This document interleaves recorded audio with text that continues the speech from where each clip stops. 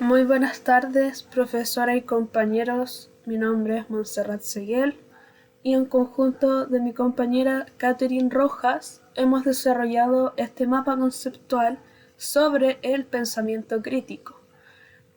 El pensamiento crítico es un proceso de análisis y evaluación para realizar decisiones informadas, haciendo uso de las aplicaciones de una actitud crítica a la hora de analizar la información, verificando las fuentes de la misma y tomando decisiones racionales.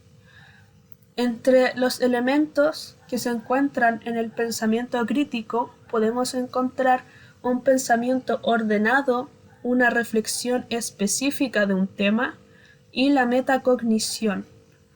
Todo esto posee virtudes, las cuales son el poder comprender y aislar los sesgos presentes en los textos que se están analizando y en la información que se está analizando, el poder ser un pensador autónomo y solucionar de una manera más organizada y racional problemas. El pensamiento crítico también posee otro tipo de habilidades en las cuales participa, por ejemplo, el razonamiento.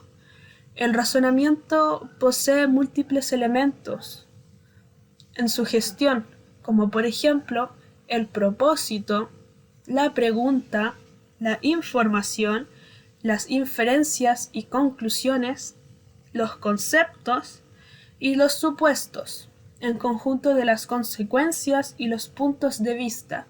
Todos estos elementos, a la hora de emplear el razonamiento, son elementos que usamos para poder analizar un texto, buscando, por ejemplo, el propósito del mismo, haciéndonos preguntas para entender a qué se refiere el texto, buscando la información al respecto, realizando inferencias y conclusiones, viendo los conceptos, generando supuestos sobre los conceptos, viendo las consecuencias de la elaboración del texto, las consecuencias de los argumentos que están presentes en el texto, etc.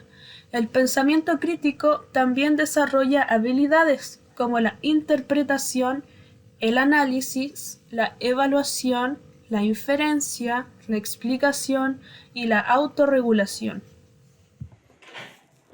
Reflexionando sobre la utilidad del desarrollo del pensamiento crítico en la vida académica y laboral, podemos entender que el pensamiento crítico tiene estrategias para el procesamiento profundo de la información, como el análisis de un discurso, libro o tesis, para identificar similitudes y diferencias entre textos ideológicos, teorías, como por ejemplo saber discernir las características de las teorías cognitivas a diferencia de las teorías freudianas.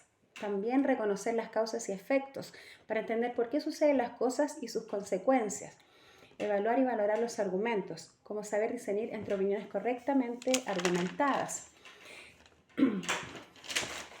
El pensamiento crítico también tiene argumentos estructurados de tipo inductivo, yendo de lo particular a lo general, deductivo, que van de lo general a lo particular, analógicos, donde se relacionan elementos a partir de situaciones cotidianas, causales, donde se entiende la multicausalidad de los fenómenos.